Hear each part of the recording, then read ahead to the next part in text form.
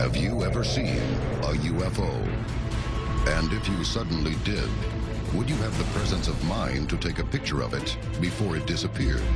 Some witnesses have. A photograph can give a piece of evidence that testimony standing alone couldn't give. But what makes photographic evidence reliable? And how can you tell a real UFO photo from a hoax? Join us as we investigate photographic evidence of UFOs.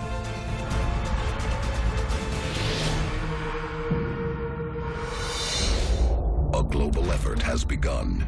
Secret files hidden from the public for decades, detailing every UFO account, are now available to the public. We are about to uncover the truth behind these classified documents. Find out what the government doesn't want you to know. Unsealed. Alien Files. Exposing the biggest secret on planet Earth. There are three kinds of proof of UFOs: eyewitness reports, radar evidence, and the most controversial of all, photographs. Cameras and photographs can absolutely help us try to figure out the UFO phenomenon. Photographs are extremely important when it comes to investigating UFOs. It's really one of only a couple of things that takes a story above and beyond hearsay. But to the camera lens, if you capture that very moment, if you capture something that happens to be in the frame that isn't easily explainable, that's something that photographs can give us that human testimony and the human eye cannot. Unsealed case file. The Trent photographs. May 8th, 1950. McMinnville, Oregon. The Trent photographs were some of the most sensational UFO photographs ever taken, and indeed to this day remain some of the most important images that we have. Evelyn Trent is walking across her farm when she sees a metallic disc-shaped object coming toward her. She yells to her husband, Paul.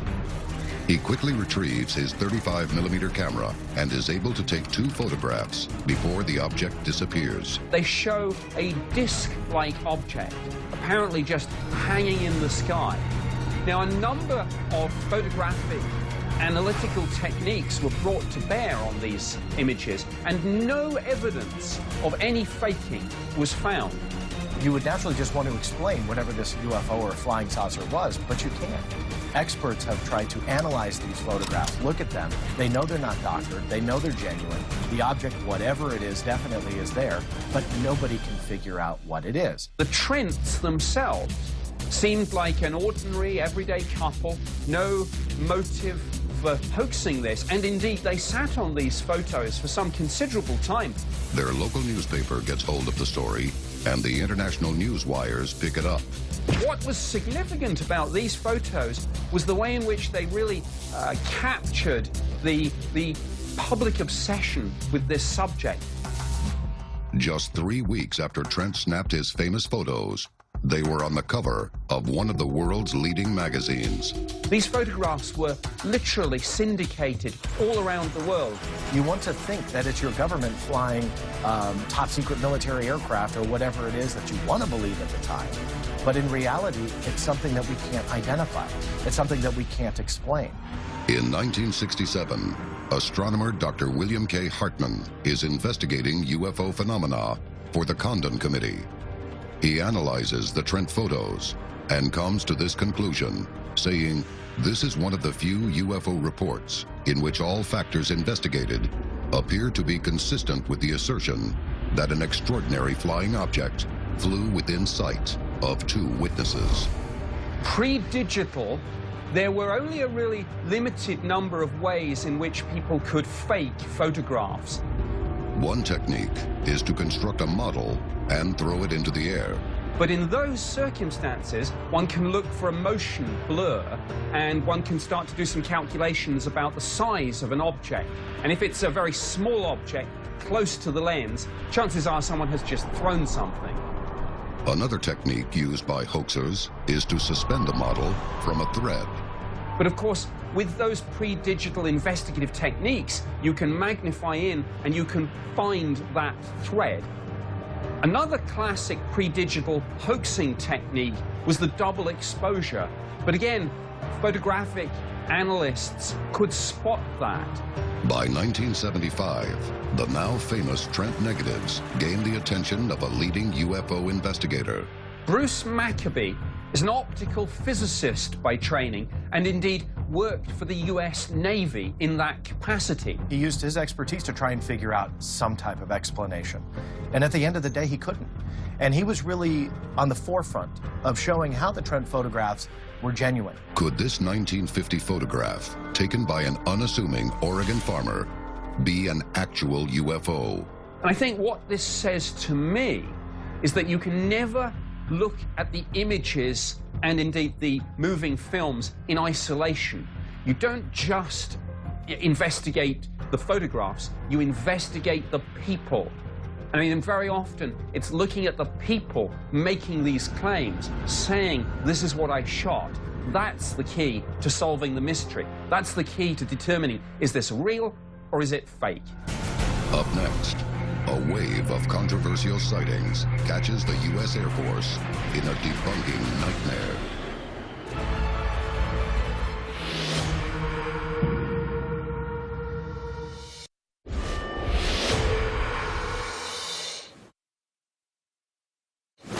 Photographic evidence of UFOs is considered crucial to understanding and verifying their existence.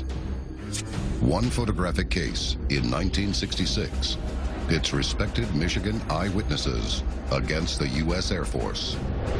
Unsealed case file, the Hillsdale UFO. May 14, 1966, Dexter and Hillsdale, Michigan. In 1966, police officers in the Sheriff's Department were receiving phone calls of multiple sightings of these disc-shaped objects that were being seen in and around the area. Many of the witnesses were actually police officers.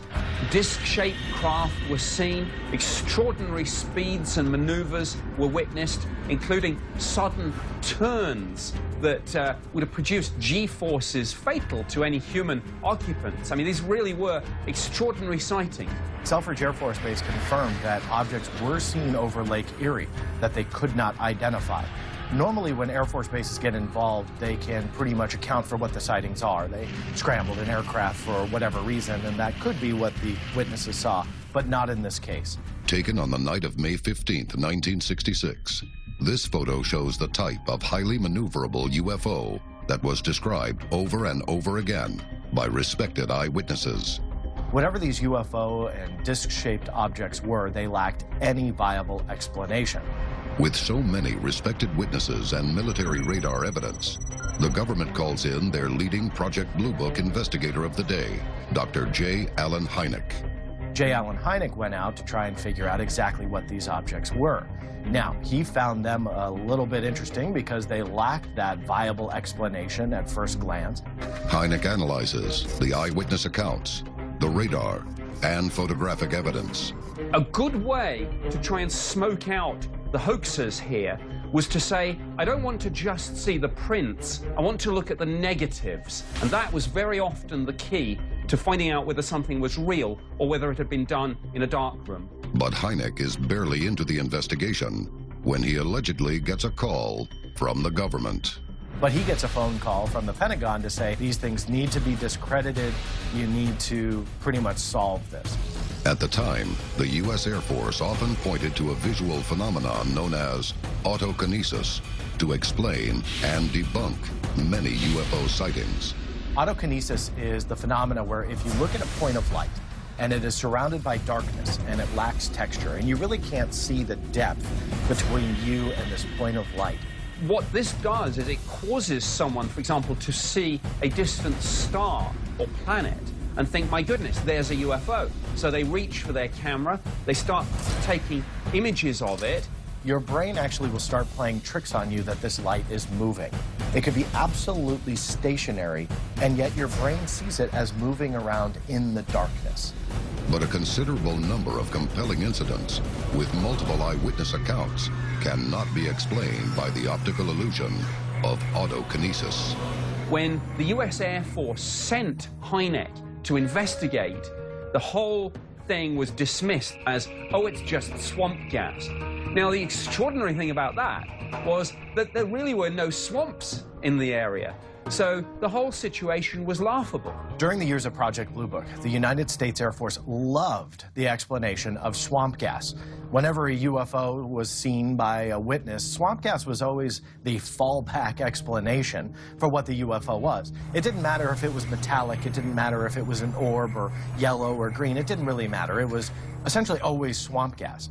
The government uses the swamp gas explanation so often, it gains a reputation.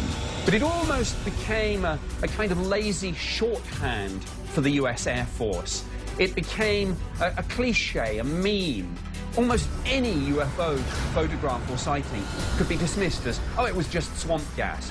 But when you really look at what swamp gas is, and you look that the swamp gas is not flying through the sky, making right-angle turns, stopping, hovering, and being intelligent, when we finally come to that conclusion, we realize swamp gas probably isn't that fallback explanation the United States Air Force wanted us to believe. But why did Alan Hynek, one of Project Blue Book's leading UFO investigators, continue to push the swamp gas explanation? One theory is that there was rising public hysteria about this. The US Air Force tried to defuse the situation. Well, in this case, it didn't work. It made people angry, including, in the longer term, Hynek himself. And I mean, this case was, I think, one of those waves of sightings that led to Hynek's later transition from skeptic to believer. And indeed, he was quite angry at the way he felt he had been used by the Air Force to debunk all this, when actually people were seeing very real things. By the mid-1980s, a brand new invention, the digital camera, is about to make everyone on Earth a photographer with the means to collect proof of UFOs. But with the advent of digital photographs comes the technology to easily manipulate them. And I think when you contrast those cases from 40, 50 years ago versus today in digital photography, I think those are a little bit more valuable to the field. You've got the really kind of lack of ability back then to fake photographs. From the 1980s onward, UFO investigation is flooded with UFO images. But are the photos real? There are great differences between 35mm films and modern digital photography. I mean, these days it's all about pixels and computers. There's a whole new range of techniques that can be brought to bear, both when it comes to faking images, but also the flip side of that, when it comes to investigating and seeing whether somebody has cheated it. Next, the Chilean government does something the U.S. has never done and publishes media of an alleged UFO incident caught on film.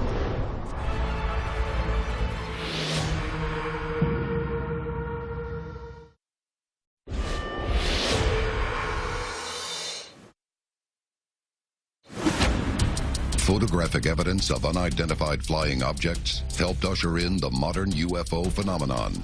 But as the world continues to evolve into the digital age, more and more people are capturing images in the sky that they are unable to explain. Digital cameras and the invention of digital photography has given us a lot more UFO evidence. Sometimes that's problematic because now you are just absolutely flooded with evidence. But in the same sense, it gives us a lot more evidence that it's not a seagull or a crow or a commercial airliner or something that we can easily explain in the sky. There's a lot there that is still being captured with digital photography that no one can explain. Unsealed case file, the Chile copper mine UFO. April 2013, Collahuasi, Chile. 4 technicians working near a remote copper mine witness a soundless silver disc, 32 feet wide, slowly approach. It allegedly lingers for more than an hour, hovering in different positions, about 2,000 feet above. One of the technicians snapped some incredible pictures with his digital camera. Now, they claim that these lacked any viable explanation whatsoever and truly were UFOs in the sense that they were craft, they were there, and they couldn't figure out the origin. The Chilean government takes up the investigation.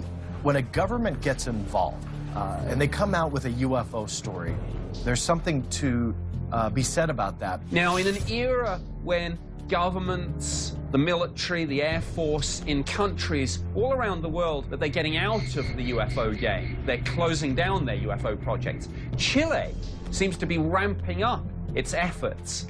Investigators do a thorough examination of the digital camera settings to verify the authenticity. They looked at these images from the copper mine, and they said there is no evidence of any fakery here. These are not faked images. There's no hoaxing here. It has, let's say, the timestamp of the time of day or the date the photograph was taken. It holds a lot of evidence then that an investigator can extract from the photo and try and unravel the mystery or the origin of a UFO case. They're able to eliminate all the sorts of things that usually cause misidentifications: aircraft lights, weather balloons, etc. Chilean Air Force investigators are able to account for other potential objects in restricted airspace at the time. But exactly what is depicted in the photos above that Chilean mine is still a mystery. I think we really have to entertain the thought that this could be the United States, that this could be technology that we have. Is it? I don't know. But if they're inquiring with the United States government, the United States military, and they say, hey, by the way, was this your UFO that was seen over? Chances are they're going to get a no, and they will move on. So to them, that all of a sudden becomes part of the investigation. They come out and say, well, it's truly unidentified. The bottom line is that the Chilean government said, we don't know what this is, but it's for real, and it doesn't look like any known aircraft or aerial phenomenon that we're familiar with. When high-quality images such as these still cannot yield incontrovertible proof, it points to a bigger problem. Coming up, the quality of photo technology is advancing so rapidly, it has become nearly impossible to separate a hoax from what may be an actual UFO.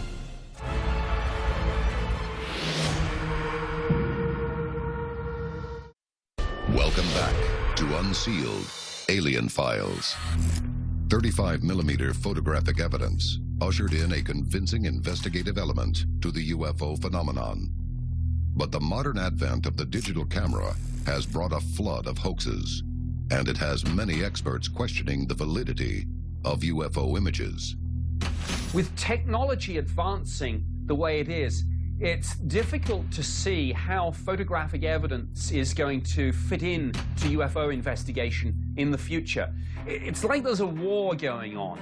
The hoaxers have more and more sophisticated techniques. I mean, it started off with Photoshop and CGI, but it's going to get increasingly complex. And I think with that invention of technology and with that acceleration of science that allows us to bring so much photographic evidence and videographic evidence along with us of our daily lives, chances are we're going to catch UFO evidence in these pictures, in these videos. And if we do catch a UFO, how can we be sure that the image is authentic? The only way to get to the truth is to analyze not the photograph, but the person who says they took it. Whether it's looking at eye movement, whether it's looking at body language, whether it's looking at the combination of words that people use, or whether it's even monitoring people's brain waves. Because ultimately, a picture can tell 1,000 words, but a picture can lie. But some in the UFO community believe otherwise. I think that technology is really going to pave the way for unraveling this mystery. Because if there's something in the sky, chances are there's going to be a camera rolling.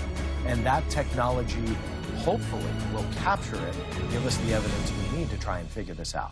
This is Unsealed Alien Files, exposing the biggest secret on planet Earth.